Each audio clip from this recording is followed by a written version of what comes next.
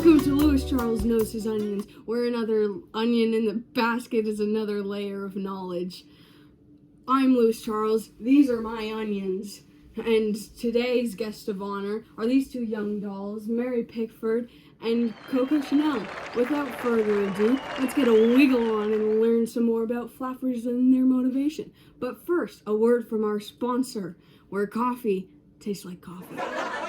This episode of Louis Charles Knows His Onions is brought to you by Monogram Coffee. Just grind it, brew it, and enjoy the finest cup of coffee in the world. So ladies, I know that from an outsider's perspective, many saps out there worry that this flapper movement is going to bump off tradition. Could you skirts tell me about your perspective on this? What does being a flapper mean to you? Well, Louis, those eggs happen to be right. As flappers, our goal is to challenge tradition, gain independence, and reinvent the ways of society for the better. Any wise head would realize how goofy the world is that a woman can be treated like an object without anybody batting an eye. Exactly. We do hope to bump off tradition. However, that shouldn't be perceived as bunk. I see. Would you be able to inform me about how flappers would dress and how they would act in their daily lives to challenge this movement?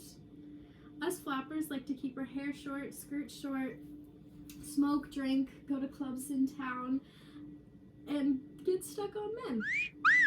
But wouldn't some folks see that as a tad bit crazy? I mean, some people could argue that if everyone acts that way, the world would turn upside down.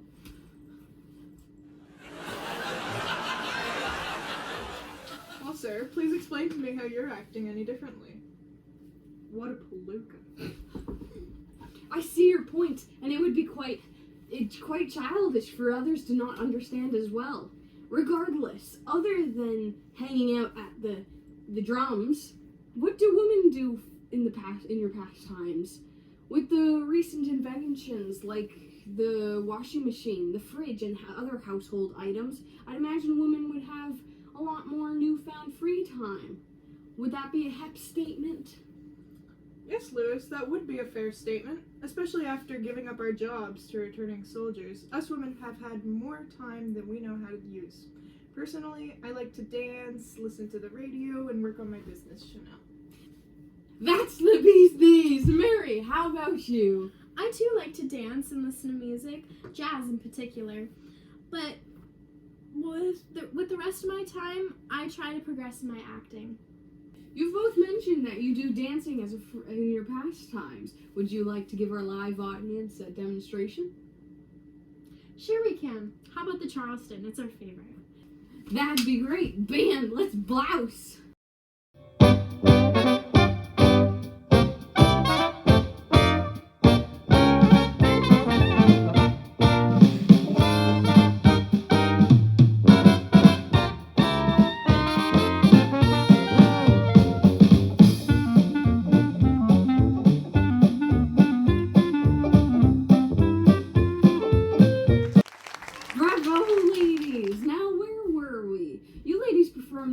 Perform the Charleston casually, but other women perform burlesque as a career. What are your ideas on burlesque, and how do they affect your industry? Oh, those dishes are so inspirational to us. They perform and use their bodies as they please without necessarily catering to the male gaze. They have such strong confidence in themselves and their work that they have inspired women across the globe to feel the same. And since we dance for fun, we don't ever have to fret about their success and how it affects our industry. We don't profit from it. Spectacular! Mary, you mentioned that you have a career in acting. How's that going for you? It's the cat's pajamas, actually. My first starring role was way back about 16 years ago in 1909, called The Violin Maker of Cremona.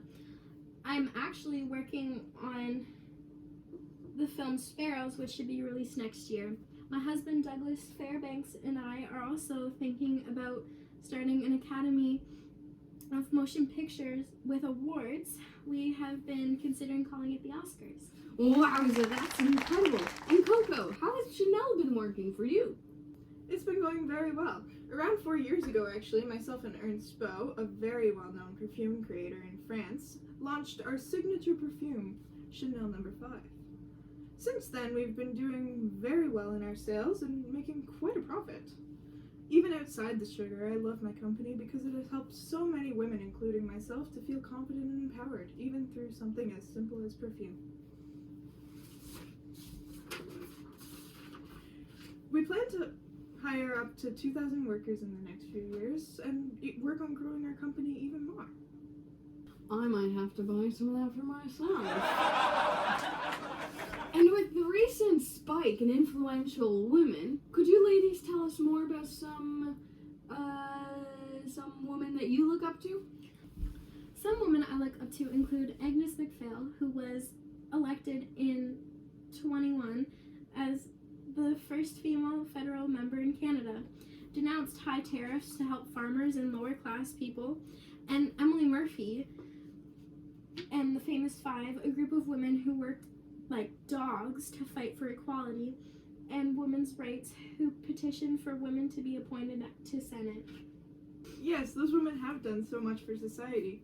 I also look up to Emily Carr. She's an amazing painter who studied art in San Francisco, London, and Paris. I heard, too, that she will be in an art exhibit in the next little while that will finally showcase her art and give her the praise she deserves. Wow, I wish the paintings in my basement could get that famous. And with that, we add the onions to the basket.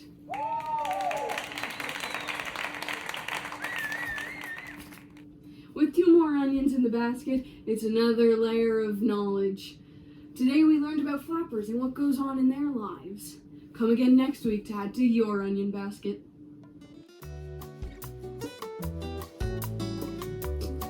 Give me this touch. Get in there.